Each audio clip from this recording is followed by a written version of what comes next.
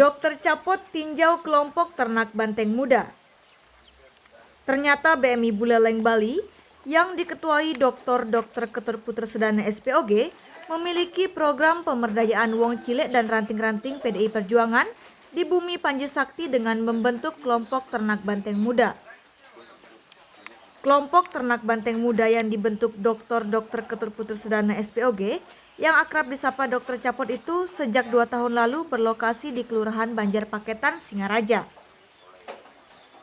Kelompok ternak banteng muda ini dipercayakan pengelolaannya kepada Komang Beni Wiryawan, Sekretaris Ranting PDI Perjuangan Kelurahan Banjar Tegal. Ketua BMI Kabupaten Buleleng, Dr.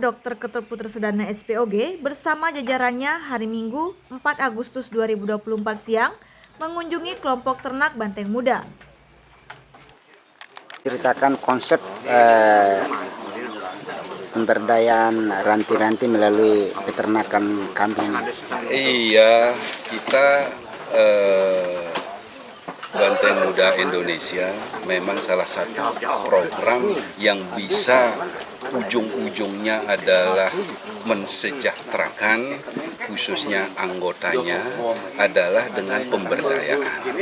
Pemberdayaan salah satu contohnya adalah pemberdayaan dari sektor peternakan ini yang kita bina sampai saat ini ya sudah bisa dilihat hasilnya. Ini dari awal kita dasarin dari ngobrol-ngobrol, cerita-cerita sama teman-teman di ranting, dan inilah yang kita lakukan. Kita tahu salah satunya teman ranting Pak Beni, bagaimana kehidupannya dia dulu. Karena tidak ada pekerjaan, mereka di ranting otomatis mereka tertekan atau stres sehingga mengambil boleh dikatakan pekerjaan-pekerjaan yang tidak jelas. Dan dengan kita rangkul dengan konsep pemberdayaan ini tercana seperti saat ini berkembang luar biasa. Untuk peternakan ini yang diketahui dulunya hanya 5, sekarang sudah bertambah dan sudah terjual sekarang 32. Dan kita pun juga akan terus kita kembangkan di areal belakang ini, kita akan tambah lagi dengan peternakan yang sama. Ini dari ternaknya. Kalau dari sisi konsep pemberdayaan ini dari ternaknya. Dari limbah, kotoran kambing, kita tahu kotoran kambing, kencingnya ini memiliki nilai nutrisi untuk pupuk organik yang sangat luar biasa. Seperti diketahui dari hasil ini, penjualan untuk kotoran saja sudah sampai mendapatkan nilai yang fantastis, 32 juta mereka mendapatkan hasil ini. Ini jelas nyata-nyata bisa mengangkat kesejahteraan, menjadikan mereka mandiri dari sisi ekonomi. Inilah harapan kita bersama. Kalau ini bisa dikembangkan, dikerjakan di semua tempat, tidak saja di peternakan, juga di pertanian, juga di nelayan, otomatis kita akan sampai di harapan kita semua masyarakat yang sejahtera. Modal untuk peternakan ini mulai dari lahan dengan bibit. Ya, kita memang siapkan lahan, ini lahan saya untuk bisa dimanfaatkan. Kemudian pun juga dari bibit gotong royong, ya, dengan pembinaan yang rutin kita berikan sehingga sampai saat ini. Dan hasilnya mereka sendiri yang menikmati. Setelah Pak Dokter meninjau tadi, melihat tadi bahwa ada perkembangan yang luar biasa ini. Apa pandangan Pak Dokter tentang perkembangan peternakan ini untuk ke depan, terutama untuk perkembangannya untuk para anggota ranting yang mengelola peternakan ini? Inilah konsep kita ini akan menjadi sebuah spirit, menginspirasi dari teman-teman. Intinya bahwa manusia memiliki potensi yang tidak terbatas. Dan inilah salah satu kita bangkitkan sesuai dengan wilayahnya yang memiliki potensi seperti di sini, arealnya seperti ini, potensinya di peternakan, dan dari teman kita di ranting, potensinya di situ ada, kita dorong, kita bantu, dan akhirnya terwujud seperti ini. Sampai saat ini udah ada peternakan seperti ini dikembangkan di beberapa daerah, Dok? Ada beberapa tempat, salah satunya di Tukadmunge juga ada, di Tenggalinggah juga ada, di Pemulatan juga ada. Jadi tempat-tempat inilah yang akan memberikan inspirasi di daerah-daerah sekitarnya, yang sebenarnya bukan di peternakan saja, tetapi di pertanian pun juga harus kita galakkan, ditingkatkan. Apalagi saat ini bagaimana kita menunjang kedaulatan pangan. Sehingga ke depannya harapan saya kalau semua ini bisa dijalankan, Buleleng akan mandiri dari sektor pangan. Dikaitkan dengan HUT Proklamasi Kemerdekaan RI yang ke-79, apa makna yang berikan kepada masyarakat tentang memberdayakan ranti-ranti yang tadinya tidak pekerjaan, sekarang sudah memiliki pekerjaan dan keluarganya sudah mendapat keuntungan dari peternakan ini? Ya, makna daripada sekarang ini adalah bulan Agustus, adalah bulan kemerdekaan. Ayo kita merdekakan wong cilik, ranting-ranting dari sisi ekonomi. Dengan mereka merdeka, berdaya, ya mandiri dari sisi ekonomi, kesejahteraan kita akan terwujud. Adakah pesan terhadap para elit partai? Karena selama ini di Buleleng yang bergerak hanya BMI, tetapi partai sendiri kelihatannya pasif. Ya, kalau saya selalu saya memakai konsep, ya saya bukan dengan kata-kata tapi dengan kerja nyata. Kerja nyata ini akan bisa dilihat, bisa menjadi sebuah narasi yang tentunya bagi siapa saja yang mendengar, baik itu elit yang melihat, inilah yang harus diperhatikan. Ranting-ranting di bawah yang merupakan ujung tombak. Kalau tombaknya tumpul, bagaimana akan bisa menguatkan dari partai dan kita akan bisa memenangkan dari sisi elektoral. Inilah yang harus dikuatkan. Ujung tombak harus tajam. Bagaimana cara menajamkan? Buatkanlah, jadikanlah dia mandiri dari sisi ekonomi. Dengan berdaya akan muncul satu, trust, kepercayaan dari masyarakat. Kepercayaan masyarakat akan tinggi, otomatis tujuannya elektoral. Ini jadi menjadi perhatian, dan kegiatan ini tidak bisa kegiatan dilakukan hanya saat-saat ini aja. Ini berkelanjutan. Sustainable-nya inilah yang harus dipikirkan. Seperti tadi diskusi saya sudah pikirkan bagaimana dari hasil kotoran saja yang terjual per kilo sampai 15.000, 12.000 sampai 15.000. Kalau ini diolah lagi itu menjadi 35.000. Inilah juga kita pikirkan untuk bisa mengolahnya. Inilah salah satu konsep pemberdayaan. Mereka antusias, mereka semangat. Dengan semangat kita angkat kemandirian ekonominya mereka. Apa yang terjadi? Mereka pun juga akan bekerja dan mendapatkan trust, kepercayaan dari masyarakat sekitarnya. Pesan Pak Dokter kepada kelompok ternak ini?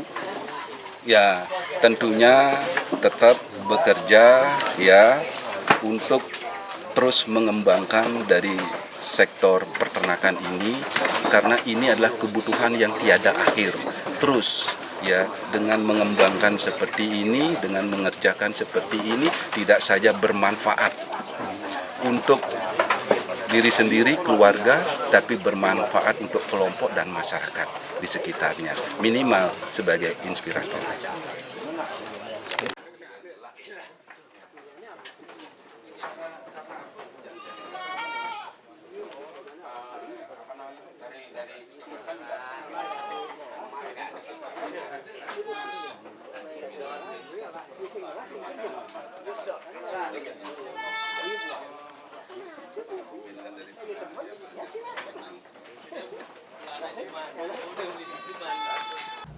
Komang Beni Wiryawan, Sekretaris Ranting Banjar Tegal, yang dipercaya mengelola ternak kambing itu, bercerita tentang awal mulanya dirinya dipercaya mengurus kelompok ternak ini.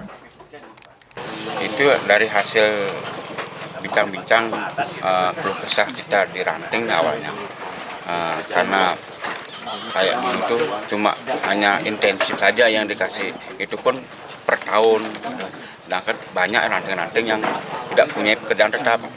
Jadi oleh Pak Dokter kebetulan rumahnya dekat dengan rumah pian tanahnya ini. Akhirnya mencoba dulu, ini coba ada olah tanahnya apa yang begini. Akhirnya ngobrol-ngobrol, coba yang ke, nah ini ke kambing Pak, ini akhirnya dari sanalah timbul untuk gini apa namanya untuk bekerja, karena dicoba dulu dikasih 5 kambing yang ceweknya 5, yang cowoknya 1 dicoba dulu. Setelah itu setelah 1 tahun kok menghasilkan enak gitu loh. Nah artinya yang juga bisa berubah jadi tidak keluyuran lah, hasil yang keluyuran, ada pekerjaan, ada hasil itu loh Pak.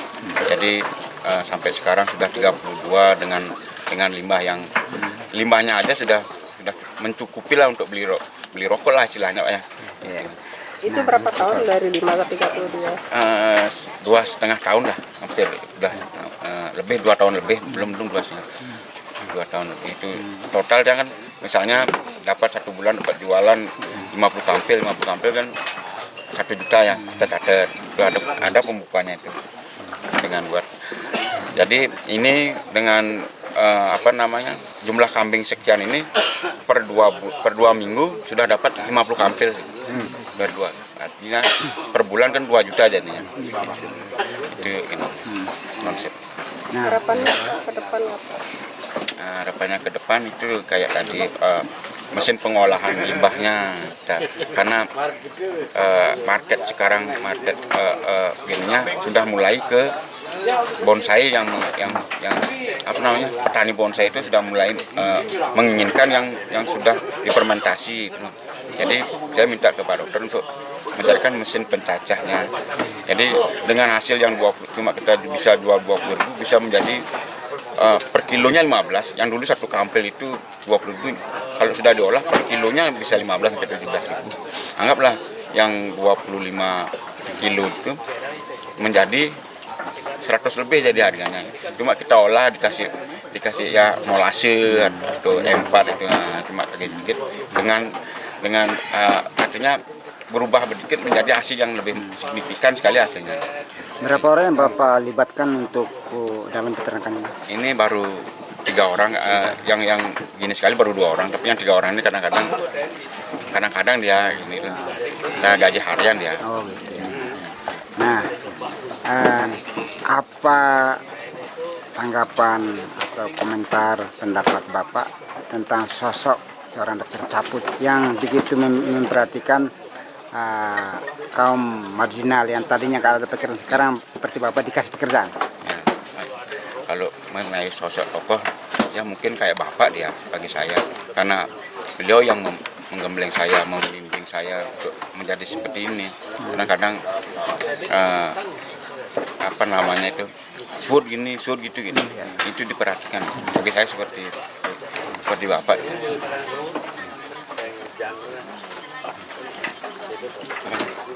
Ucapan terima kasih. Dan untuk terakhir sekali saya mengucapkan terima kasih kepada Bapak Dokter atas inisiatif dan pemikiran beliau, sehingga saya dan beberapa rekan menjadi seperti inilah, menjadi mempunyai kehidupan yang normal lah dibilang.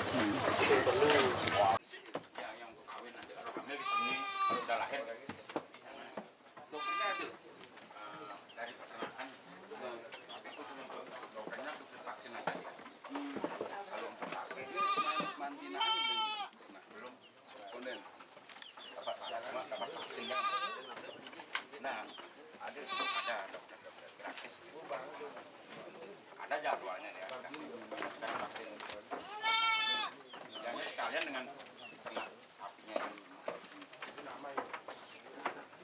ini ya yang kawin sini yang kawin beling ini hamil biasanya beling hamil ke 3 bulan lah 3 bulan anaknya juga ada yang mana biasa terus lapar 2 bulan setiap bulan 2 bulan setiap 6 bulan yang dulu yang satunya ini kita harus kayak bayi. Dokter Caput berpandangan, ibarat sebuah pohon supaya bisa menghasilkan buah yang manis, Supaya bisa sebagai penuduh kita, kuncinya adalah perhatiannya di akar. Akarlah yang harus diperhatikan, akarlah yang harus selalu dipupuk, akarlah yang harus selalu disirami. Konsep pemberdayaan ini seperti itu, sehingga pohon ini menjadi kuat, tumbuh bagus, sehat, dan menghasilkan buah yang manis, dan jadi penuduh untuk orang-orang di sekitarnya. Sukses Dr. Caput, sukses BMI Buleleng.